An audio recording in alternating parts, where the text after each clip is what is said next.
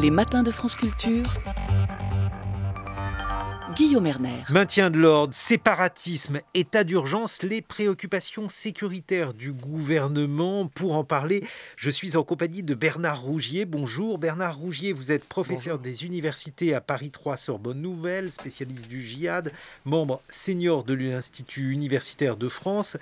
Et vous avez publié un ouvrage intitulé « Les territoires conquis de l'islamisme ».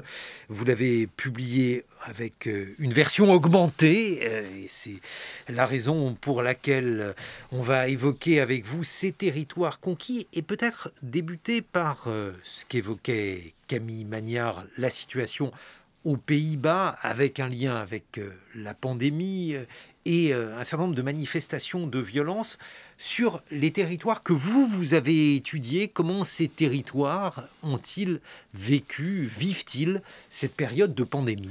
Alors, si vous voulez, au moment où il y a eu le premier confinement, les grandes fédérations du Conseil français du culte musulman ont absolument respecté les normes sanitaires, ont fermé les mosquées. Aujourd'hui, les mosquées sont ouvertes avec des règles de distanciation pour la prière en congrégation. Ce qu'il y a eu, en revanche, chez certains groupes islamistes au moment du confinement, en mars dernier, c'était d'abord des prières clandestines dans les appartements, avec l'idée que, au fond, les mécréants ne devaient pas interdire la prière, que la prière devait toujours être collective. Vous aviez un cher salafiste qui est en Algérie, qui est algérien, le cher Ferkous, qui avait publié une fatwa considérant qu'on ne pouvait pas prier seul le vendredi, que c'était une chose interdite. Donc vous aviez, si vous voulez, une transgression. Dans l'interprétation, vous aviez aussi des choses intéressantes. Là, sur les sites djihadistes, enfin dans les messageries djihadistes plus exactement, l'idée que ce virus était une punition. D'abord une punition pour les Chinois qui massacrent les Ouïghours. Donc c'est une revanche, l'interprétation, c'est une revanche de Dieu qui inflige un châtiment en quelque sorte aux Chinois pour prix de leur persécution des musulmans ouïghours. Ensuite, une autre interprétation est allée accompagner la première, l'idée qu'au fond, les pays les plus frappés, ce sont l'Italie parce qu'elle est chrétienne, l'Iran parce que c'est un pays chiite, et la France parce que c'est un pays laïque. Et donc on a toujours l'idée d'une punition. Des messageries djihadistes ont également apprécié, entre guillemets, ou commenté le fait que ce virus ait contaminé l'équipage du Charles de Gaulle, comme étant là aussi une sanction pour le rôle du Charles de Gaulle dans la répression, et dans les bombardements du pseudo-califat. Donc vous voyez, il y a eu cette interprétation.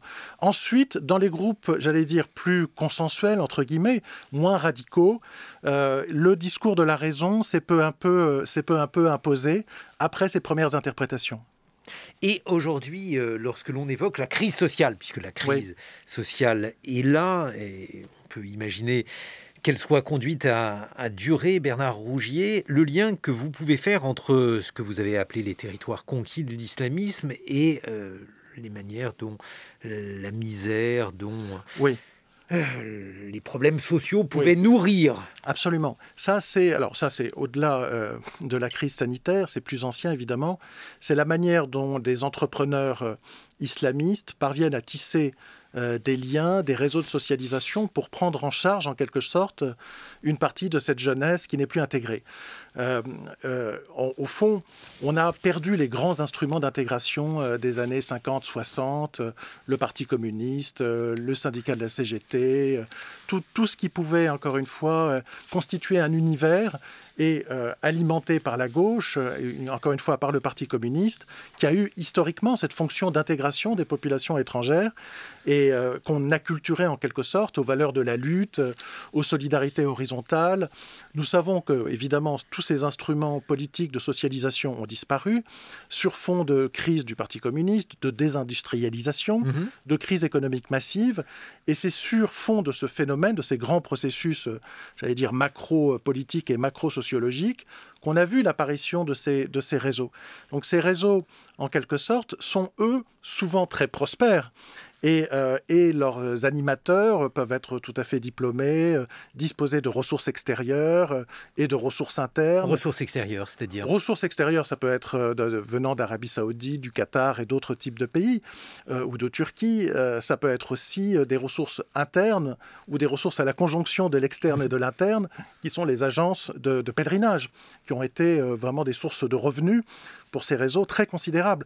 Ce n'est pas du tout un hasard si le salafisme s'appuie sur l'idée qu'il faut faire plusieurs fois le pèlerinage à la Mecque, si vous voulez, le grand ou le petit pèlerinage en l'occurrence, pour générer, à la fois être influencé par ce qu'ils vont entendre à la Mecque et à Médine, restituer les discours, les catégories, les manières de penser la société française à l'aide de catégories religieuses très imprégnées de salafisme et générer des revenus. Enrichir considérablement les agences de pèlerinage. Donc on a ces entrepreneurs qui vont en quelque sorte exploiter cette crise économique et sociale, lui donner une interprétation religieuse et considérer que si ces personnes sont exclues, c'est en raison de la nature islamophobe de l'État et de la société française. Vous voyez, donc il y a tout à coup une imputation de causalité qui relève du religieux, qui vient expliquer la crise, qui donne un sens et une identité et une fraternité à des gens qui sont souvent laissés à eux-mêmes. Est-ce que vous êtes en train de dire, Bernard Rougier, que l'écosystème islamiste que vous avez décrit va être renforcé par cette crise sanitaire? Alors ça reste évidemment à étudier. Ce qu'on observe, c'est l'intensification des cours en ligne. C'est évidemment donc des cours en ligne qui sont donnés depuis des instituts salafistes. Alors, il y a le Yémen, il y a des instituts qui existent toujours en Égypte. Donc ça veut dire qu'on a perdu tout contrôle sur... Ça peut être le risque, oui. Le risque, c'est de voir qu'il y aura des discours dans une situation... où, encore une fois, le collectif, les grands appareils ont peut-être moins d'emprise sur les croyants, où la pratique collective diminue à cause des restrictions provoquées par les mesures sanitaires. Il y a un risque de voir se développer à la fois une action humanitaire, venant de ces groupes islamistes, pour le dire en clair, et une action sur le sens provoquée par la multiplication des ressources en ligne, en quelque sorte. Ça, c'est encore difficile de porter un jugement si vous voulez, sur des choses qui sont par définition très difficiles à étudier. Mais on voit mal, en fait, comment le séparatisme, c'est une notion controversée, oui. pourrait ne pas se nourrir de cette période. Oui, de toute façon, tout ce type si vous voulez, il y aura évidemment des interprétations apocalyptiques qui ont toujours lieu et qui sont très nourries par un certain nombre de hadiths, de récits, de paroles prophétiques. Oui, ce type de situation d'extrême crise, généralement, profite à ce type de réseau, si vous voulez, à ce type d'organisation islamiste. Je pense que c'est l'aide humanitaire, c'est un des recours, les plateaux repas qui peuvent être distribués, l'encadrement encore une fois, par des structures humanitaires, c'est une chose que nous observons, et l'intensification des cours en ligne également. Alors, il faut dire que votre enquête, Bernard Rougier, celle que vous avez menée avec votre équipe, elle a porté sur différents lieux, Aubervilliers, Mantes-la-Jolie, Argenteuil, dans le Val-de-Marne, à Toulouse, à Molenbeek. Donc, cette fois-ci en Belgique, et vous avez observé que la notion de séparatisme, ou en tout cas l'idée qu'il y avait un certain nombre de territoires qui échappaient aux règles communes de la République, était désormais une réalité. Est-ce qu'il est possible de faire une description de ce phénomène? Combien de personnes ça touche? Alors, est-ce que l'on peut quantifier tout cela? Ça, c'est difficile à quantifier. Mais ce qu'on peut faire, si vous voulez, ce sont surtout des enquêtes qualitatives qui ont été faites. Dans le milieu de la recherche sur cette question, vous avez en gros deux courants. Un courant qui considérait que le champ djihadiste, au fond, le djihadisme est un champ. Que les attentats, si vous voulez, résultent de processus propres à cet univers de sens djihadiste. Et puis, vous avez une autre école à laquelle j'appartiens, plus minoritaire, qui considère qu'il y a un continuum, que Mohamed Merah, que les frères Kouachi, que d'autres encore, sont passés par, au fond, les différentes cases de l'islamisme, d'abord l'islamisme non violent, avant de passer définitivement à la violence. Qu'il y a cet écosystème qui s'est objectivement constitué et qui les a influencés, qui les a formés, et qu'ils ont finalement basculé vers le djihadisme au terme d'un processus au terme d'un processus, si vous voulez, d'exploration de ces différents univers islamistes. Et que ce tissu fonctionne sur la surenchère mimétique. Il est compétitif, c'est-à-dire ses courants se combattent, luttent pour gagner une influence dans les quartiers auprès des populations issues des quartiers, mais en même temps savent se solidariser face à la menace extérieure, l'accusation d'islamophobie, l'État français, etc. Bien sûr. Et donc, il y a eu en quelque sorte une socialisation préalable dans le salafisme dit non violent, le salafisme piétiste, voire dans l'organisation des frères musulmans.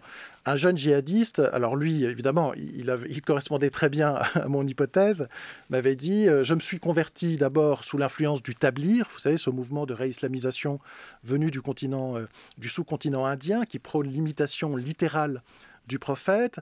Ensuite, a-t-il considéré ce qu'il avait appris n'était pas suffisamment puissant sur le plan intellectuel. Il va chez les frères musulmans. Il assiste à l'époque aux conférences de Tarek Ramadan. Il est ravi, c'est très roboratif sur le plan intellectuel. Il apprend beaucoup de choses, mais, dit-il, il y a trop de mixité. C'était avant les problèmes judiciaires de Tarek Ramadan, trop de mixité homme-femme, et donc pas assez de rigorisme moral. Et il va aller chez les salafistes d'inspiration saoudienne, où là, il va trouver un apprentissage de l'arabe, les textes religieux, quelque chose de très... mais il y a l'allégeance aux États-Unis. Et ça, il ne le supporte pas. Et il va dire, la synthèse de tout ça, c'est le djihadisme. Vous voyez ? Est-ce que Tariq Ramadan, d'ailleurs, a été remplacé ? Alors, oui et non. Il y a des jeunes issus, on va dire, du milieu frériste, du milieu des frères musulmans, qui ont une très grande célébrité sur Internet, qui tiennent un discours en réalité très conservateur, mais avec des techniques très modernes de communication, et qui ont chez certains jusqu'à le parler, le phrasé, l'intonation, les affectations, les silences, complètement inspirés de Tarek Ramadan. Évidemment, ils ont été influencés, sinon formés par lui. Ce sont des copies. Ce sont, disons, des copies. Ils ont été très inspirés. Souvent eux-mêmes très brillants. C'est-à-dire une communication très courte, très amusante, et qui est faite pour choquer les esprits, mais dont le contenu, si vous voulez, est lui, en revanche, extrêmement conservateur. Donc tout ça a existé. Et pour revenir sur votre question, ce qu'on montre, notamment à travers le réseau qu'on a appelé des buts de Chaumont, où se sont formés les frères Kouachi, c'est que ces frères Kouachi ne sont pas radicalisés en prison, mais qu'ils ont d'abord milité dans le quartier du 19e, qu'ils ont été aussi des instruments d'une vigilance, d'une moralité islamique, qu'ils sont allés dans des cafés en insultant les serveuses parce qu'elles étaient habillées trop légèrement. Donc il y a cette imprégnation, cette moralité, et qu'ensuite ils ont été fascinés par le djihad en Irak, et que l'un d'entre eux, Chérif, a été arrêté au moment où il allait partir là-bas. Donc il y a, si vous voulez, je pense qu'on ne peut pas comprendre le phénomène si on n'essaie pas de restituer son épaisseur humaine, son épaisseur idéologique, qu'on ne peut pas le voir sans étudier les mécanismes de contrôle social. Ce que j'ai appelé l'écosystème, c'est la mise en place, si vous voulez, d'un environnement où tous les signes extérieurs vous renvoient à votre identité islamique. D'une certaine manière, vous êtes obligé, vous êtes interpellé par la librairie islamique, par la sandwicherie halal, par la mode, par les jouets, où vous avez maintenant des jouets avec des oursons qui n'ont pas Dieu, parce qu'il ne faut pas imiter, n'est-ce pas, Dieu dans son œuvre de création. Et donc, si on ne voit pas la diffusion, en quelque sorte, de cette imprégnation, de ces instruments de socialisation, de cette pression sociale, on aura du mal à voir comment des individus peuvent, à un moment ou à un autre, parce qu'ils sont issus d'un collectif, basculer vers l'action violente. Mais alors, encore une fois, est-ce que vous pensez qu'aujourd'hui, le nombre de ces territoires, les personnes concernées sont en augmentation? Est-ce que ça représente beaucoup de monde? Est-ce que l'on a pris la mesure de cela? Parce que cela fait longtemps que vous avez mené ces enquêtes et disons que la prise de conscience, elle est plutôt récente. Je pense que c'est un phénomène significatif. S'il n'est pas majoritaire, ça, notre enquête, encore une fois, est qualitative. Les quelques étudiants sont partis de manière totalement aléatoire. Si nous avions eu plus de temps et une équipe plus fournie, nous aurions ramené des choses probablement encore plus massives. Si on avait eu le temps d'étudier Strasbourg, vous savez, une étude qualitative, c'est minimum 2 ou 3 ans pour comprendre un univers, pour écouter les discours, pour avoir accès à ce que j'appelle la mosquée numérique, c'est-à-dire les groupes de partage, où là on voit très bien ce qui se dit dans l'entre-soi et la différence entre ce qui se dit à l'extérieur. Tout ça demande un temps très, très, très important. Et donc, c'est en faisant ce travail, si vous voulez, qu'on restitue l'épaisseur du phénomène. Si j'avais eu plus de temps, je pense que la démonstration aurait été plus forte encore. Territoire conquis, peu de territoires de conquête. En revanche, on a beaucoup parlé des convertis et de leur importance dans le djihadisme. Vous tendriez plutôt à relativiser cette question? Oui, enfin, ils existent, ces convertis. 10-15%? Oui, 10-15%, selon moi, si on doit les quantifier. Si vous voulez, je vais revenir sur l'affaire des convertis. Je suis persuadé que la grande masse des fidèles veut vivre son islam principalement par la prière en congrégation du vendredi. Et que c'est davantage l'offre, en quelque sorte, qui cherche à les enfermer dans une définition islamiste de leur identité. Au fond, beaucoup ne connaissent pas les enjeux et vont un peu, de façon pas naïve, mais vont chercher la parole de Dieu dans l'action de la foi, si vous voulez, en priant le vendredi. Pour beaucoup d'entre eux, c'est cette offre qui est très influencée, de toute façon, par tous les phénomènes de diffusion de l'islamisme dans le monde musulman, et qui se trouvent dans cette situation où ils finissent par croire que c'est l'islam, parce que ce qu'ils entendent, ils l'entendent à la mosquée, ils le lisent dans la librairie islamique, ils l'entendent quand ils retournent au bled par l'imam du bled, ils le voient et le lisent quand ils vont sur Internet. Et donc il y a cette objectivation, en quelque sorte, d'un islamisme qui devient, à leurs yeux, l'islam. Voilà. Et quand il est critiqué, évidemment, ils réagissent très mal en considérant que celui qui critique est islamophobe. C'est l'accusation qui m'a été personnellement portée. Pour revenir sur le cas des convertis, oui, ils sont précisément convertis parce que ce sont des milieux souvent européens d'origine italienne, française, espagnole, qui vivent dans ces quartiers populaires et qui subissent évidemment cette imprégnation, ce contrôle social et qui finissent par se convertir pour avoir des amis, si vous voulez. Ensuite, ils vont pouvoir peut-être avec... C'est-à-dire qu'en fait, la conversion est un outil d'intégration. Oui, c'est ce que beaucoup m'ont dit. Un jeune de nos gens me disait, d'abord, c'était pour avoir des amis, parce que, toutes les expressions du langage, Inch'Allah, je te renvoie, etc. Tout ça fait partie, évidemment, aussi d'une diffusion, d'un codage de la réalité avec une imprégnation religieuse. Donc, évidemment, la conversion va dans un sens, si vous voulez, de conformité sociologique dans un premier temps.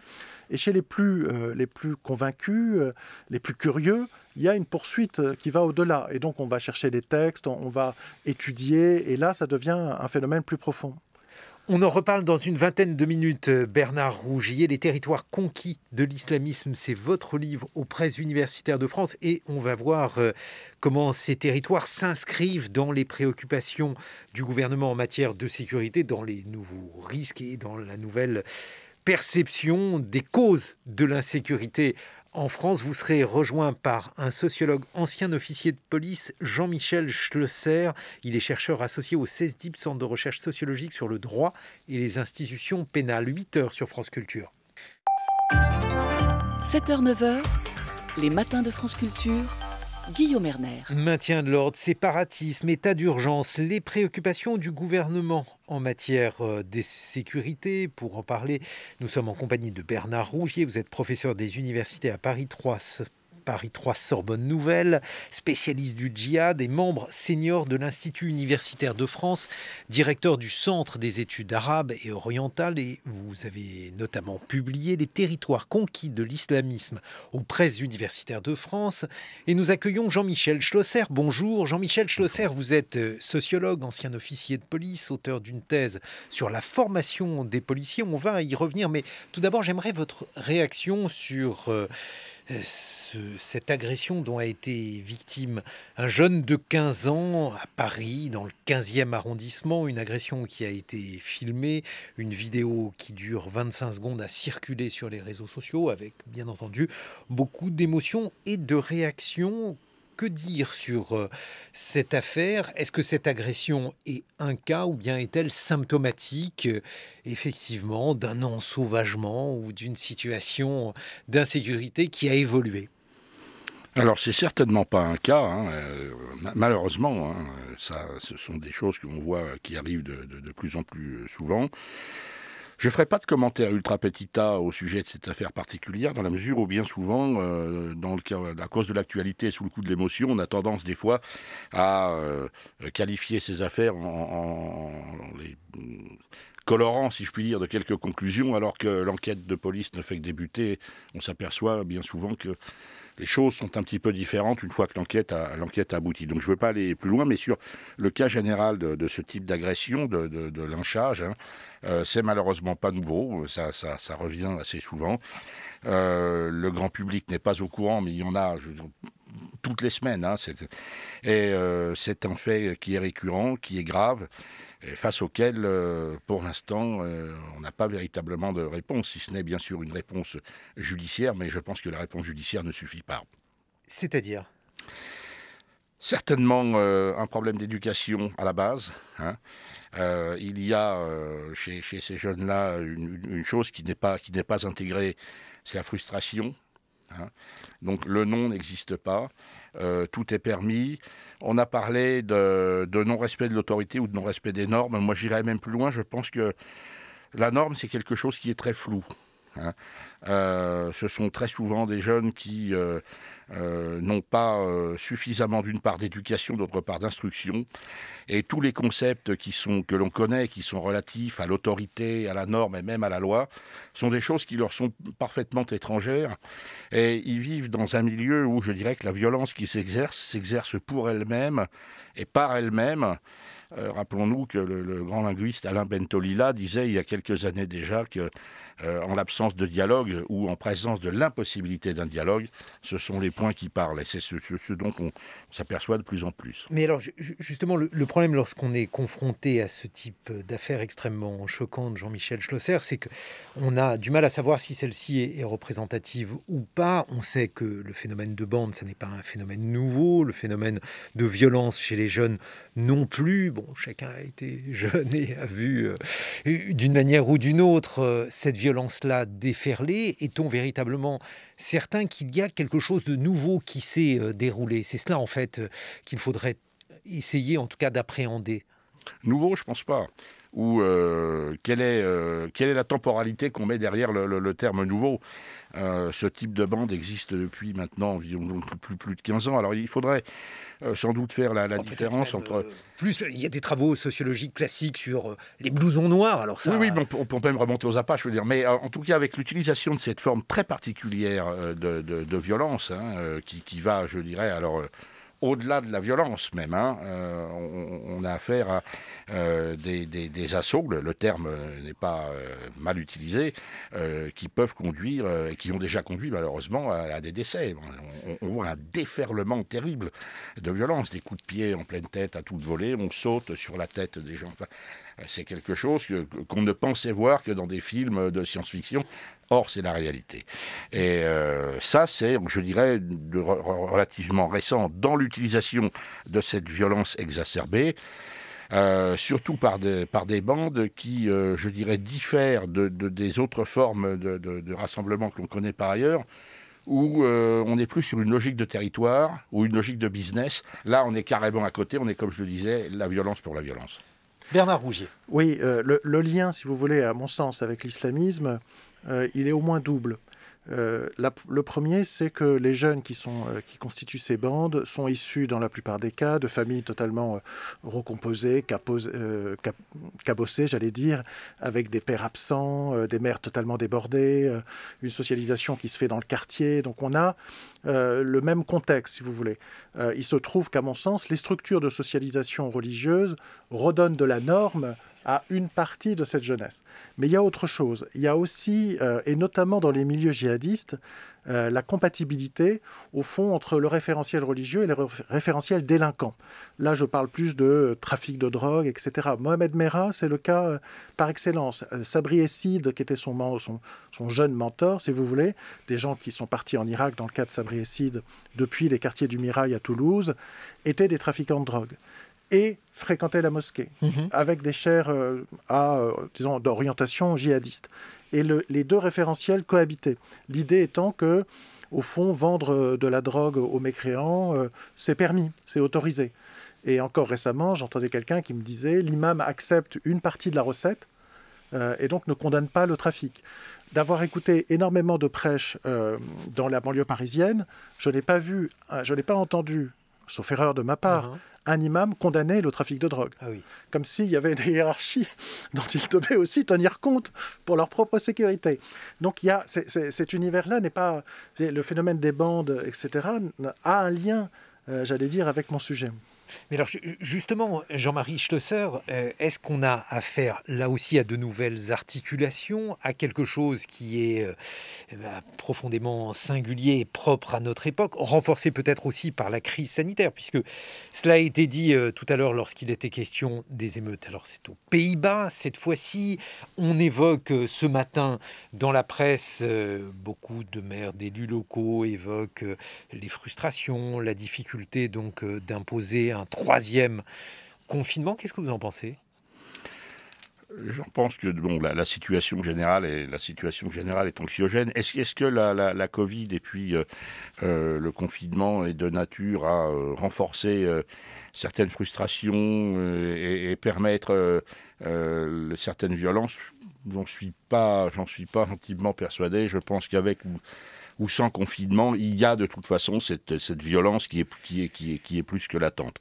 Pour rebondir sur ce que votre invité vient de dire il y a 2 minutes, il y a une chose aussi qu'il faut remarquer, c'est que dans le lien justement avec l'islamisme, il y a parmi beaucoup chez ces jeunes-là au tout départ, il n'y a pas d'ancrage politique ou idéologique, il n'y a pas de structure intellectuelle. Or, il me semble que le fait d'être récupéré, entre guillemets, par certaines associations, leur permet d'avoir une forme de légitimation de leur action, qui est une légitimation que je qualifierais d'après coup, et qui va dans le sens alors je ne vais pas faire de jeu de mots avec la drogue, mais de blanchiment, si je puis dire, de leurs actions.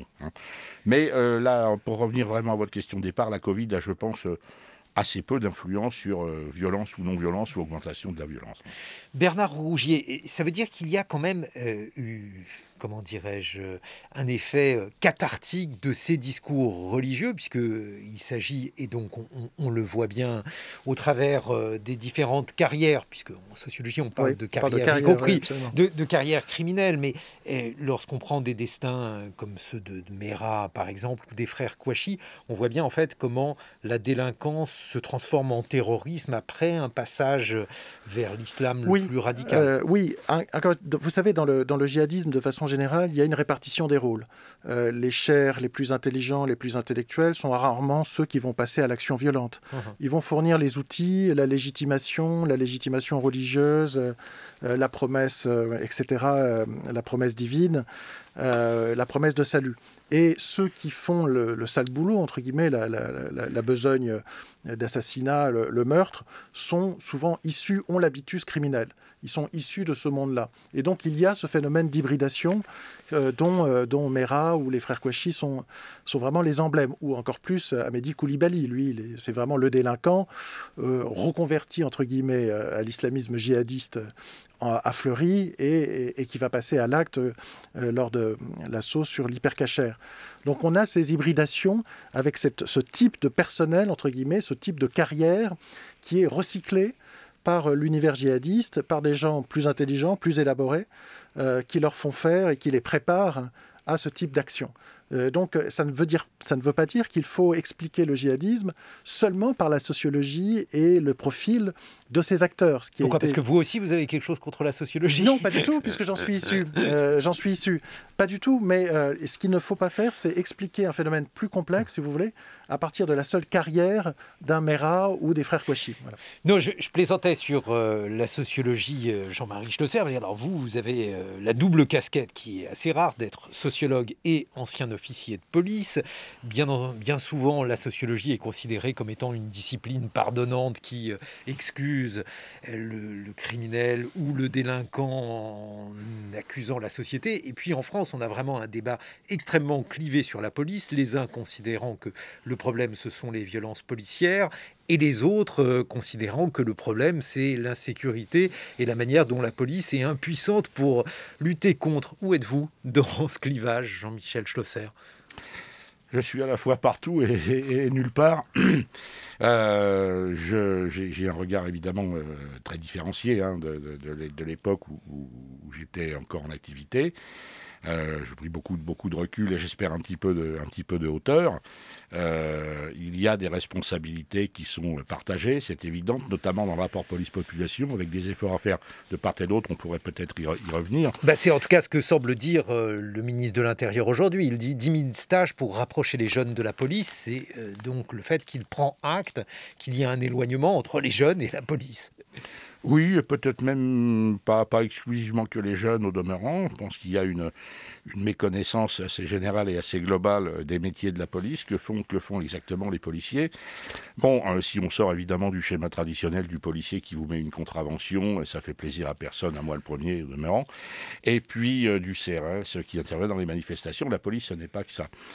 Donc il y aurait véritablement un effort à faire en ce sens, en termes de communication, d'ouverture, de présentation. Mais dans le même temps, il faudrait justement permettre à ces citoyens de mieux connaître la police, et pour ça il faut que la police s'ouvre beaucoup plus sur le monde extérieur, notamment par l'introduction en formation des sciences humaines et sociales qui sont les grandes absentes de la formation, par l'ouverture beaucoup plus que ce n'est fait actuellement au monde de la recherche et de l'enseignement supérieur, parce que moi j'ai été des deux côtés et je vois bien de quel côté principalement la porte se ferme. Tout ça, ce sont des efforts à entreprendre. De quel côté, dites-nous ?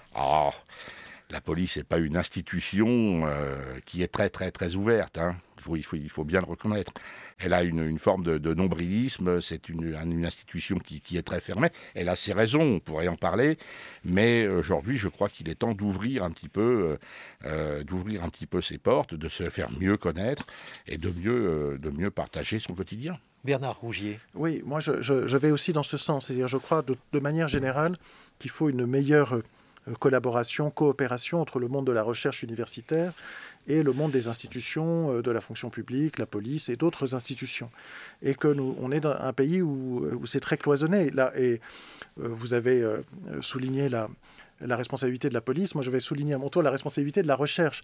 C'est-à-dire une certaine recherche, c'est aussi isolée du reste de la société, à parler un jargon qui la rendait incompréhensible, porte aussi une part de responsabilité dans le fait qu'elle ne soit pas suffisamment présente. Donc il faut réinventer des passerelles entre universitaires, fonction publique en France, je veux dire fonction publique qui ne soit pas l'université, police, justice, etc. Et ça n'a pas suffisamment collaboré et coopéré. Et chacun arrive avec sa propre grille de lecture et sans s'enrichir d'un apport extérieur. Et le deuxième élément, c'est au fond, c'est la difficulté à connaître l'univers dont nous parlons.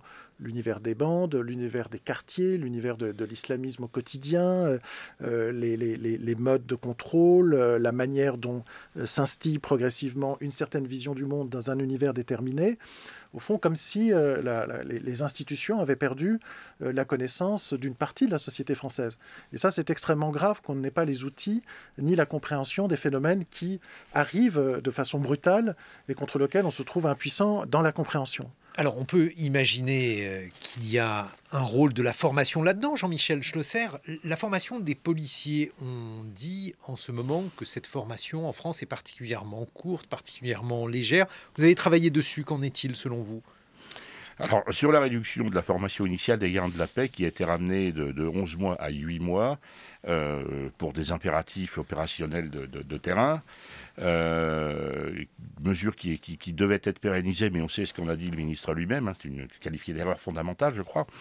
Oui, c'est une erreur fondamentale et déjà que le contenu de la formation initiale n'était à mon sens absolument pas suffisant sur 11 mois.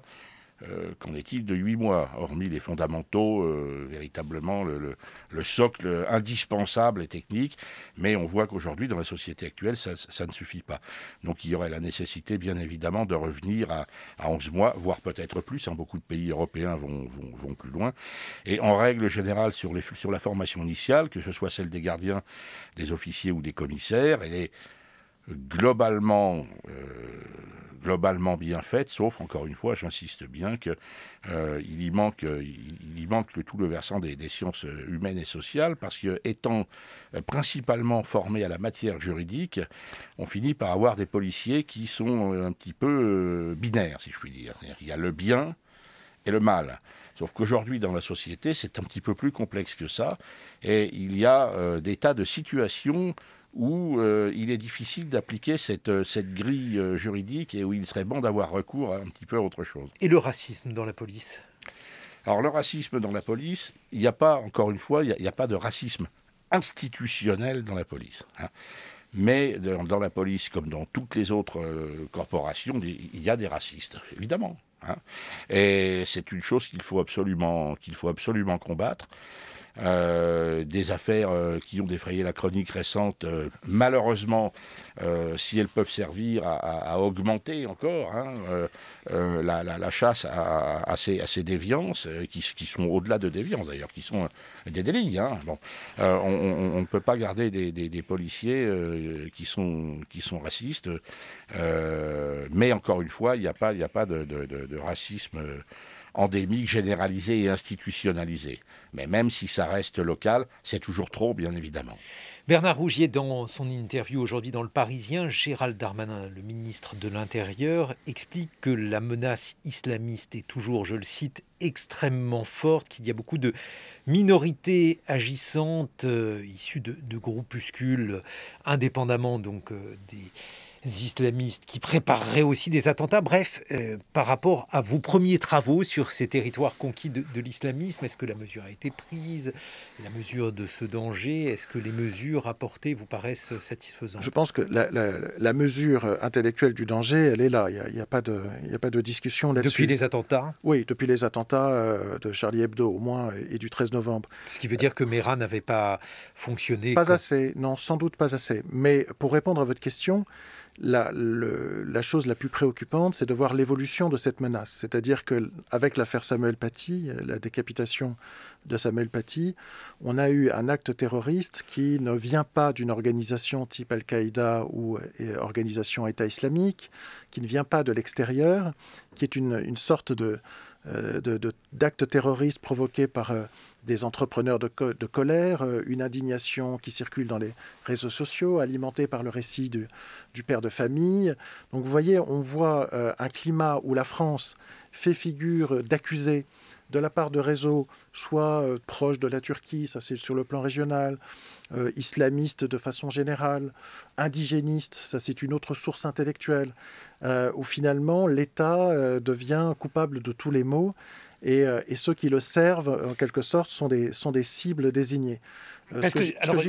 J'aimerais juste revenir sur ce que vous venez de dire, Bernard Rougier, parce que l'indigénisme, ou alors ce qui est parfois appelé l'islamo-gauchisme, donc ça mériterait différents travaux d'élaboration pour savoir de quoi on parle et de qui on parle. Pour vous, il y a une continuité entre ces différentes théories ou ces prises de position intellectuelles et les actes terroristes? Non, alors il faut être un peu. Je vais essayer d'être un peu plus subtil, un peu plus clair. Si vous voulez, il y a une délégitimation de l'État. Ce sont des groupes différents. Les uns sont pas islamistes, mais peuvent utiliser une partie du discours islamiste, notamment issu des frères musulmans, pour considérer que l'État est systématiquement, organiquement raciste islamophobe. Et sur l'accusation d'islamophobie, c'est un pont intellectuel et un pont militant entre cette mouvance indigéniste, qui n'est pas islamiste en soi, et certains islamistes. Et il y a parmi eux des individus qui sont sur les deux univers, qui existent aussi. Et si vous voulez, à justifier l'islamophobie en permanence, à l'établir comme une vérité auprès d'une partie de la jeunesse, on justifie le passage à l'acte. Il se trouve que moi, j'ai eu entre les mains le téléphone portable d'Abaoud, un des assassins du 13 novembre. Il y a des vidéos atroces où il conduit, vous savez, le 4x4 avec des gens ligotés, morts de l'armée syrienne libre, où il les traite de mécréants, alors que ce sont des musulmans syriens qui ont au moins la légitimité d'être présents sur le territoire syrien, alors qu'on lui arrive de l'extérieur. Et ça, on les a vus dans les réseaux sociaux, dans la presse. Mais il y a aussi toute une série d'affiches sur l'islamophobie de l'État français, condamnant l'islamophobie de l'État français, fabriquées par les frères musulmans, il faut le dire, français. Et donc là, tout à coup, j'ai vu la connexion, si vous voulez, l'inspiration. Ces campagnes de dénonciation d'une islamophobie présumée fournissent la légitimation à un acte qui est perçu comme de la légitime défense. Ceux qui commettent le terroriste ne se voient pas comme des terroristes. Pour eux, ils rétablissent une vérité où ils se vengent d'une violence qui leur a été infligée. Et ils considèrent qu'il y a une violence symbolique, et celle de l'islamophobie, dont ils se vengent. Jean-Marie Schlosser, on a pu dire que la lutte contre le terrorisme, qui est devenu depuis 2015 au moins quelque chose d'extrêmement prioritaire en France, a nui à la lutte contre la délinquance. C'est vrai ?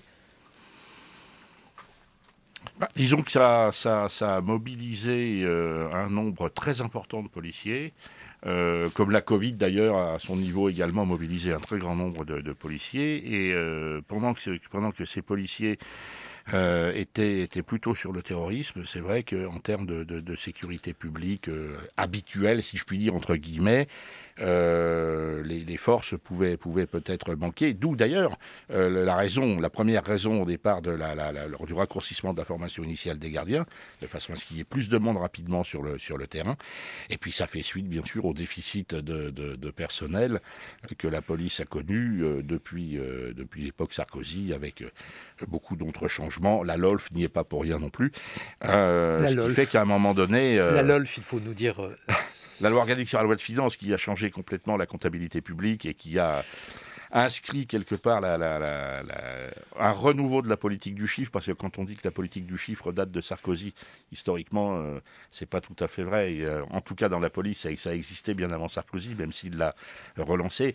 Et c'est vrai que ça a eu des effets délétères, notamment sur le nombre de fonctionnaires. Alors, il n'est pas étonnant que dans ces périodes de terrorisme qui demandaient une présence accrue, un investissement terrible de beaucoup de forces, sécurité publique, police judiciaire, renseignement, on était obligé de mettre de côté les affaires courantes, si je puis dire. Au moins, sait-on aujourd'hui, Bernard Rougier, qu'on lutte non pas contre des loups solitaires, mais des loups solidaires, comme vous dites habituellement, ce qui montre qu'il y a tout un milieu, effectivement, à démanteler si on veut lutter efficacement. C'est la grande difficulté, c'est comment démanteler ces milieux sans que ça soit perçu comme une attaque contre l'islam. Comment démanteler ces milieux sans que ça soit immédiatement récupéré sous l'angle d'une campagne de persécution. Et ça, c'est la très grande difficulté, et c'est le défi de la loi qui conforte les principes républicains.